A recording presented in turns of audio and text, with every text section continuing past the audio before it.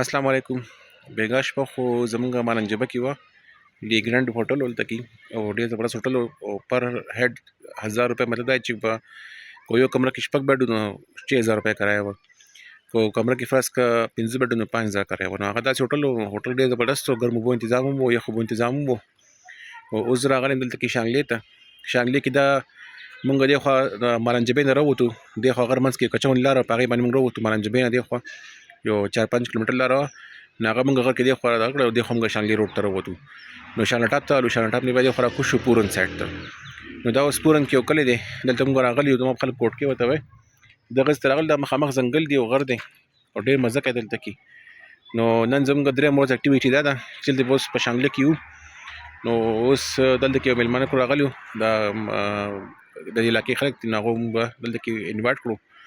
نو اوس لنچ وغیره چې بیا وکړو، بیا د هغې نه پس انشاءالله روانېږو مرغزار ته، ماشومان ته مرغزار دغه وښایو. او د دې موسم ښه کافي یخ موسم دی، د یخنیانو کې خو دلته کې یخني شروع شي په دغه کې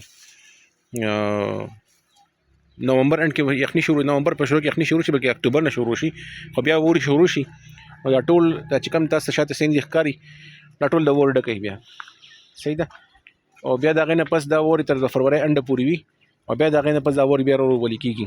نو که تاسو وګورئ دلته کې چې کوم کورونه جوړ شوي دي، نو زیاتر کورونه په چتونو کې دا سلوپ دا جوړ شوی ده. شاته تاسو کتلی شئ ټیم کې د ټیمان چتون دی مخامخ، دا چتونه داسې سلوپ کې جوړ شوي. دا دې په وجه باندې چې اور چې ډېر زیات وشي، دا اور په وجه باندې بیا چې هغه اور بیا په سلاډینګ شي باندې په خپل راښویږي.